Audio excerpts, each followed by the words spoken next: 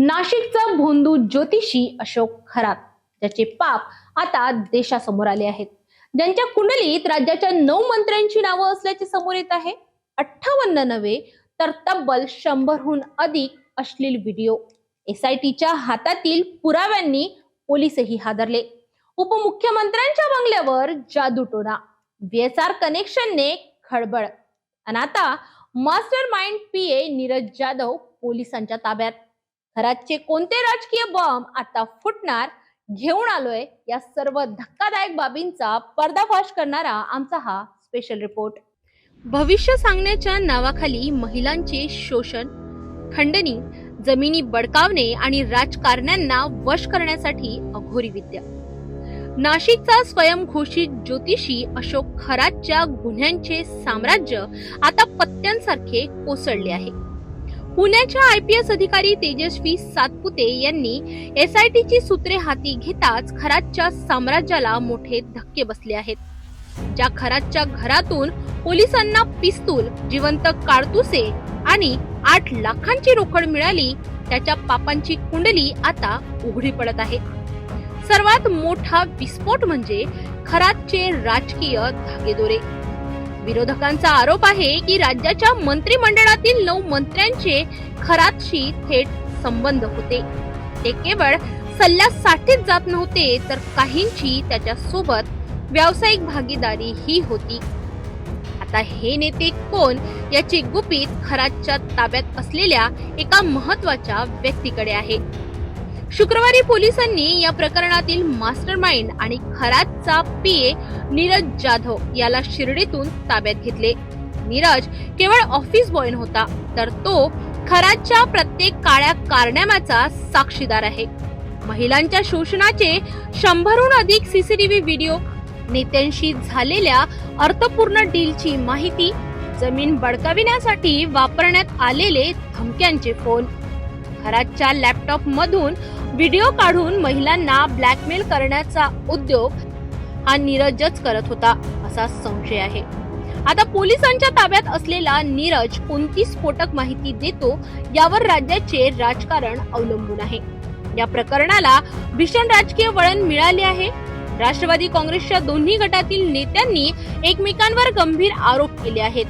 रोहित पवार आणि अमोल मिटकरी यांचा दावा आहे की उपमुख्यमंत्र्यांचा सहयोग आणि देवगिरी बंगल्याबाहेर जादूटोणा करण्यासाठी याच भोंदू खरातचा वापर झाला.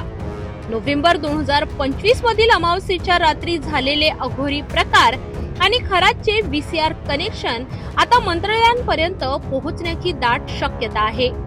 या भोंदूगिरीचा कळस म्हणजे एका अल्पवयीन मुलीवर त्याने केलेले कथित अघोरी उपचार. व्हायरल व्हिडिओमध्ये खरात एका इंटरनेट केबल क्रिपिंग टूलचा वापर करून मुलीच्या पोटावर क्रिया करताना दिसतोय आणि तिची आई समोरच बसली आहे. हे दृश्य माणुसकीला काळिंबा फासणारे आहे. विरोधी पक्षाने हा मुद्दा अधिवेशनात उचलून धरलाय. काँग्रेस नेते विजय वडेट्टीवार यांनी सरकारला धारेवर धरले असून खरातला मदत करणाऱ्या बड्या नेत्यांवर कारवाईची मागणी केली आहे. याचे पडसाद संपूर्ण महाराष्ट्रात उमटताना आपल्याला दिसते. या संदर्भात अमरावतीतील काही नेत्यांशी, पुढाऱ्यांशी आणि ज्योतिषशास्त्रांशी चर्चा केली असता त्यांच्या प्रतिक्रिया काय होत्या त्या जाणून घेऊया. काय सांगाल, नाशिकच्या एका भोंदू बाबाचं प्रकरण समोर आलंय. अनेक राजकीय नेत्यांचं ज्योतिष पाहत असल्यास सुद्धा समोर येत आहे. काय सांगाल याला? तर सर्वात जास्त ज्या महिला बळी पडल्या भोंदूबाबाच्या त्यांचा आशीर्वाद घेणे आणि लोक या सर्व गोष्टींवर विश्वास ठेवून त्यांच्या गोष्टीला सगळ्या मानून महिला त्यांच्या पुढे गेल्या आणि त्यामुळे त्याचा पुरेपूर फायदा भोंदूबाबांनी घेतलेला आहे. अनेक व्हिडिओ, आक्षेपार्ह व्हिडिओ सुद्धा समोर आले. हो, जवळपास त्यामध्ये मी तर ऐकले की बऱ्याचशा काही मंत्र्यांचा पण त्याच्यामध्ये गुन्हेगार, ते मंत्री पण गुन्हेगार आहेत त्याच्यामध्ये.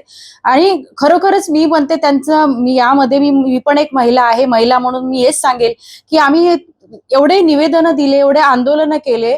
वैष्णवी हगवणे प्रकरण बघा पुण्यातलं, तुम्हालाही माहिती आहे. आतापर्यंत त्यांनी जेव्हा महिला आयोगाच्या त्या अध्यक्ष झाल्या, महाराष्ट्रात एक प्रकरण तरी त्यांनी हाताळलं आहे का आणि घेतला आहे का त्यांनी हाताशी, की त्याचा चांगला निर्णय लागलाय ठामपणे? आपण एक पाठराखणच करतो आहे ह्या भोंदू बाबाची, असं मला वाटतं. अनेक सोशल मीडियावर फोटो सुद्धा व्हायरल होते ताई, ज्यामध्ये राज्याचे उपमुख्यमंत्री आणि महिला आयोगाचे अध्यक्ष रुपाली चाकणकर आणि एकनाथ शिंदे सुद्धा त्यासोबत फोटो व्हायरल होत आहेत दोन्ही भावासोबत. अगदी बरोबर आहे ना. कारण मला तरी वाटते की आता मी तर ऐकलं की 2 महिन्यापूर्वी कंप्लेंट झाली होती भोंदूबाबांची, पण आपली सत्ता, प्रशासन आणि शासन आपल्याच हाती असल्यामुळे त्याचा पुरेपूर फायदा त्यांनी घेतलेला आहे. या माध्यमातून मोठ्या प्रमाणात महाराष्ट्रामध्ये राजकारणात असो किंवा इतर किंवा क्षेत्रात सुद्धा मोठ्या प्रमाणात काय म्हणू आपण त्याला अंधश्रद्धा फैलत असल्याचं चित्र आपल्याला दिसून येते. काय सांगा? सर्वात पहिले तर अंधश्रद्धा निर्मूलन या सगळ्या गोष्टी आपल्याला केल्या पाहिजे. कारण महिला सर्वात जास्त बळी पडत आहे या गोष्टीच्या पुढे. म्हणजे या भोंदूबाबांचं म्हणा की या सगळ्या गोष्टी तुम्हाला सांगून तुम्ही असं केलं तर असं होईल आणि तसं केलं तर तसं होईल, या सगळ्या गोष्टीला समजवून आजकाल कुठलाही विषय आला तरी भोंदूबाबाला विचारून महिला काही करतात. या सर्व गोष्टीचा सल्ला आपण महिलांनी न घेतलेला बरा. कारण एवढे मोठे प्रकरण आता उघडकीस येऊन राहिले आहे. भोंदूबाबाचं प्रकरण हे तर जवळपास एवढ्या सगळ्या 50 ते 60 केसेस आतापर्यंत व्हिडिओ सुद्धा आहेत त्याचे. आणि आतापर्यंत बरेच काही लोक आहे की आता ह्या सगळ्या गोष्टी पुढे आल्यामुळे अजून काय पुढे त्याचं होईल. कारण हे सरकार बघताय तुम्ही काय करत काय आहे, सगळ्या महिलांवर अन्याय आहे. आणि महिला याला महाराष्ट्रासारख्या ज्या महिला आयोग सांभाळणाऱ्या महिला जर एवढं सगळं त्या भोंदूबाबाची पाठराखण करते आहे, ही किती मोठी गोष्ट आहे. ही महिलांसाठी लाजिरवाणी गोष्ट आहे. म्हणजे त्या महाराष्ट्राचं फक्त स्वतःचं भलं कसं होईल या गोष्टीचं बघून राहिलं आणि याची पाठराखण करत आहे त्यांचं सरकार. गेल्या काही दिवसा अगोदरच हे प्रकरण बाहेर येणार होतं, मात्र रुपाली चाकणकर यांनी काही अधिकारी असेल किंवा पत्रकारांवर दबाव टाकून संपूर्ण प्रकरण दाबण्याचा सुद्धा आरोप केला आहे. बरोबर आहे. बरेच दिवसापासून ही सगळी गोष्ट होती. त्यावेळी अजितदादा पण होते त्या प्रकरणात. म्हणूनच त्यांनी काल ताबडतोब निर्णय घेतला की मी राजीनामा देते. आतापर्यंत आम्ही पण एवढ्यादा त्यांना राजीनामा मागितला की तुम्ही पद सांभाळू शकत नाही, तुम्ही त्या लायक नाही. परंतु आता हे भोंदूबाबाच्या प्रकरणामुळे ती सगळी गोष्ट पुढे आली. त्यामुळे त्यांना वाटलं की नाही आता आपलं काही खरं नाही, म्हणून त्यांनी आधीच राजीनामा दिला. आता आपला सरकार पण आपली पाठराखण करू शकणार नाही, म्हणून त्यांनी ह्या सगळ्या गोष्टी आधीच राजीनामा देऊन दिला. परंतु हे राजीनाम्याने होणार नाही. आपले हे जे 9 मंत्री आहेत त्यांनी काय केलं, यांच्या पण केस उघडकीस यायला पाहिजे. हे 50 व्हिडिओ आहेत ज्या ह्या क्लिप पण ह्या पूर्ण व्हायरल व्हायला पाहिजे की जेणेकरून पूर्ण भारतात, महाराष्ट्रात या सगळ्या गोष्टीचा उलागडा व्हायला पाहिजे. आणि लोक जे बळी पडत आहे या बळीतून, या ज्या महिला ज्या सगळ्या गोष्टी याला बळी पडत आहे यातून महिलांचं संरक्षण व्हायला पाहिजे. आपण सुद्धा एक महिला आहात, राजकारणात आपण सुद्धा काम करता. एक महिला म्हणून आपलं समोरचं पाऊल का राहिलं या संदर्भात? आम्ही पण नक्कीच, आज ईद होती त्यामुळे मी आंदोलन केलं नाही. सोमवारी माझं पण कलेक्टर ऑफिसला आंदोलन राहील. माझ्या महिला पण याच्यामध्ये सहभागी राहतील आणि आम्ही पण कलेक्टरला निवेदन, कडक कारवाई त्यांच्यावर व्हावी. आणि जे गुन्हेगार आहेत त्यांनी ते गुन्हेगारांवर पण त्यांना ते गुन्हेगार पण आपण मिळून त्यांच्यावर पण कडक कारवाई व्हावी. पण यांनी राजीनामा देऊन चालणार नाही. एवढे वर्ष जर त्यांनी महिला आयोगाचं पद सांभाळलं तर या महिला आयोगाच्या पदामध्ये त्यांनी केलं काय, तर त्यांच्यावर कडक कारवाई व्हायला पाहिजे, त्यांना शिक्षा व्हायला पाहिजे. आणि जे अडकलेले लोक होते त्यांच्यावर पण शिक्षा होऊन ते पण पुढे यायला पाहिजे. ते काय सांगाल, नाशिक मधून एक मोठं प्रकरण समोर येते. भोंदूबाबा जो ज्योतिष्य बघत होता, अशा व्यक्तीचं मोठ्या प्रमाणात आक्षेपाही व्हिडिओ समोर येत आहेत. मोठ्या प्रमाणात कारवाई सुद्धा झालेली आहे. आपलं मत काय राहील महिला म्हणून? नमस्कार, मी रश्मी नावंदर. एक महिला म्हणून माझं सगळ्या महिलांना प्रथम आव्हान आहे की अशा आता या भोंदूगिरीपासून सगळ्यांनी सावध राहिलं पाहिजे. कारण मला असं वाटते की आसाराम बापू पासून अनेक असे लोक समोर आपण लोकांना आणलेलं आहे, अशा बाबांना की जे बाबा म्हणून स्वतःला पाया पडून घेतात, स्वतःची पूजा करून घेतात.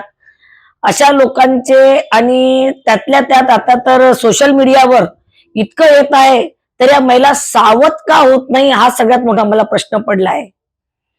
महिलांनी, एका महिलेनी जर त्याचा अनुभव घेतला असेल तर त्यांनी दुसरीची अब्रू वाचवायला पाहिजे.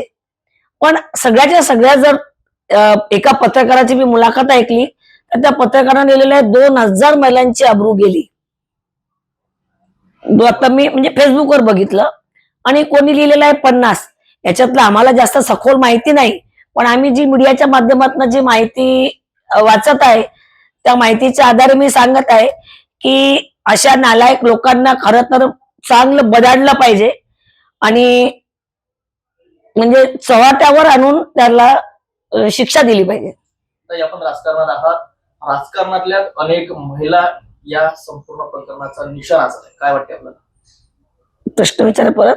अनेक महिला राजकारणात ज्या असतात त्यांना आपलं भविष्य बघण्याकरता त्या बंधुबाबाकडे जात होत्या आणि त्यामुळे संपूर्ण महिलांचं आयुष्य सुद्धा उद्ध्वस्त होऊ शकलं असतं असं आपल्याला वाटत नाही? बिलकुल 100% वाटतंय. कारण जे जे नावं समोर येत आहे त्या प्रकरणामध्ये, तर त्याच्यावरून किंवा मोठ्या व्यक्तींची नावं सुद्धा त्याच्यात त्या दर्शनासाठी गेलेली आहेत. पण मी आता तेच सांगितलं तुम्हाला की आपण चौकशी न करता ज्या महिला अशा लोकांना बळी पडतात त्या महिलांना खरोखर आता मला नाही वाटत की या धर्तीवर कृष्ण येणार आहे वाचवायला. स्वतःच द्रौपदीचं चीरहरण जेव्हा होत होतं तेव्हा कृष्ण वाचवायला आला होता, पण आता महिला स्वतःचं चीरहरण करत आहे. तर म्हणजे ह्या विनाशकाली विपरीत बुद्धी आहे. याच बंधुबाबासोबत उपमुख्यमंत्री एकनाथ शिंदे असेल किंवा रुपाली चाकणकर ज्या महिला आयोगाच्या अध्यक्ष आहेत, यांचे फोटो व्हिडिओ मोठ्या प्रमाणात सोशल मीडियावर व्हायरल होत आहेत. हो, आपल्या भारतामध्ये एक अंधश्रद्धा नावाचं किंवा एकदा जी चलन सुरू झाली की त्या चलनाच्या मागे लोक पळतात. पण मला सुद्धा हा सगळ्यात मोठा प्रश्न पडलेला आहे. कारण आपण महिला सक्षमीकरण किंवा बेटी बचाव यासाठी मी सुद्धा कामं केलेली आहे. म्हणून माझं सुद्धा एक महिला म्हणून मन दुखत आहे की एवढे मोठमोठे लोक जेव्हा या लोकांकडे जातात त्यांचं पाहूनच सामान्य जनता जाते. तर सामान्य जनतेने विहिरीत कोणाच्या पाठीमागे विहिरीत उडी न मारता सावधगिरी बाळगली पाहिजे, जेणेकरून आपली स्वतःची आपल्या घराची आबरू वाचेल. आणि जे नावं तुम्ही आता सांगितले मोठ्या मोठ्या लोकांचे, तर त्यांचं काल व्हिडिओ मी बघितलं की हा 4 वर्ष आधीचा फोटो आहे आणि पुढे लोकांचं भविष्य काय राहते काय करतात याची कल्पना नसते.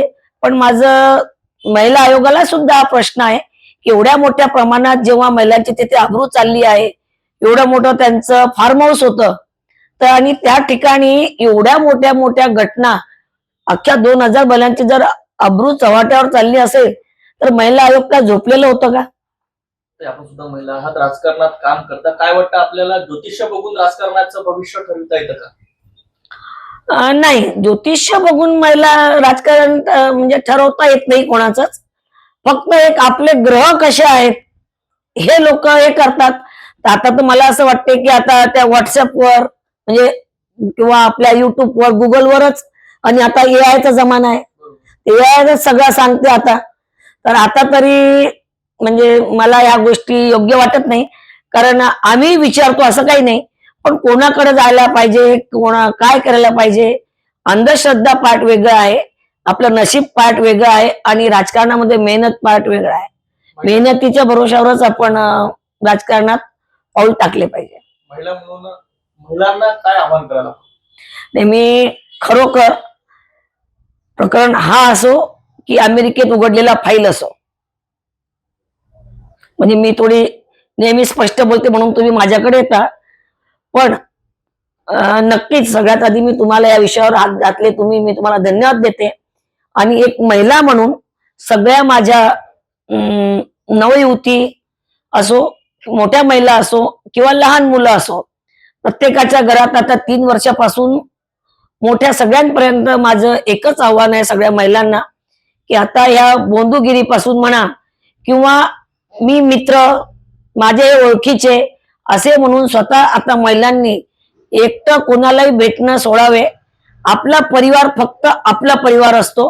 बाकी आता आजकाल ह्या जगामध्ये कोणी बाहेरचा नातेवाईक भाऊ म्हणून, मित्र म्हणून किंवा खूप माझे सलोख्याचे संबंध आहे असे म्हणून एकटं भेटायला टाळलं पाहिजे.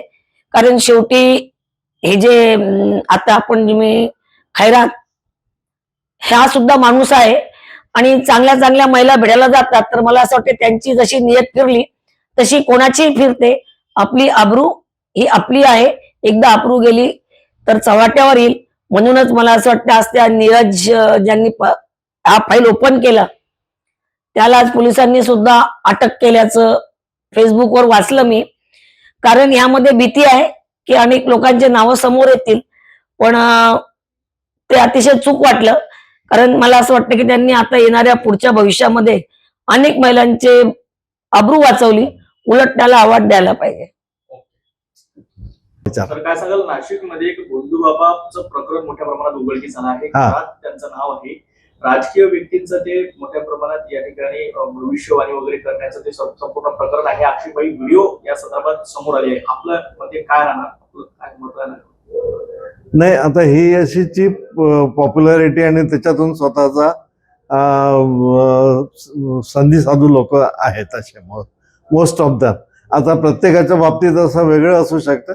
यांचा सखोल परीक्षण केल्यावरच त्यांच्या बाबतीत सांगता येईल.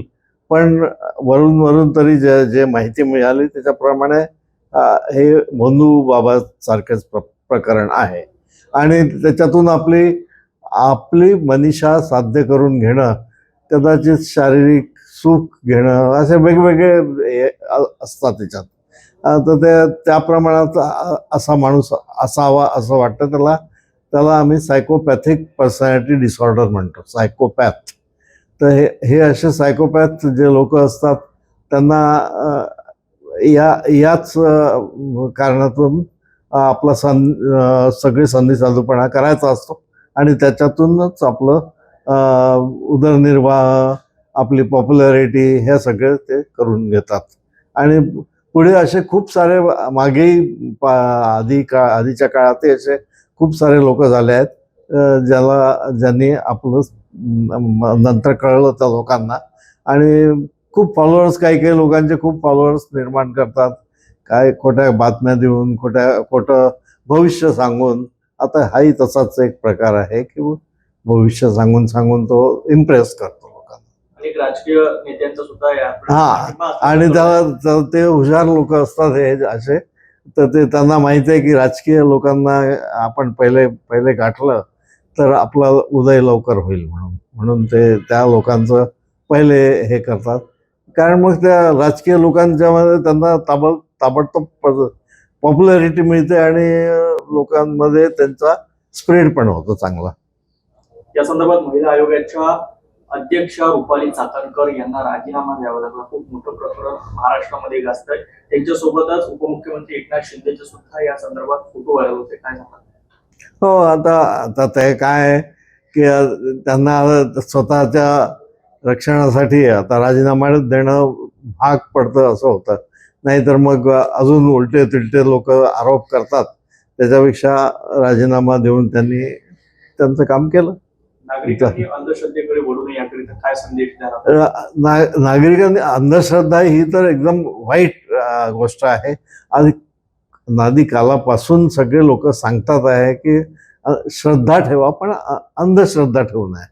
आता लोक अंधश्रद्धेला बळी पडतात ते स्वतःच्या कमकुवतपणामुळे. आणि असे कमकुवत लोक खूप आहेत आणि ते कमकुवत लोक स्वतःच्याही फायद्यासाठी आणि स्वतःच्या पॉप्युलॅरिटीसाठी हे असं काम करतात आणि त्याच्यातून आपला स्वार्थ साधून घेतात. बस. ते काय सांगाल, नाशिकमध्ये मोठं प्रकरण समोर आलंय. भोंदू बाबा म्हणजेच अनेक राजकीय व्यक्तीचं ज्योतिष्य तो व्यक्ती पाहत होता. अशा व्यक्तीचं मोठं प्रकरण समोर आलेलं आहे. अनेक आक्षेपार्ह व्हिडिओ आणि अनेक आरोप समोर आले आहेत. आपण सुद्धा एक महिला ज्योतिष्य आहात. काय सांगाल या संदर्भात, आपलं मत काय आहे?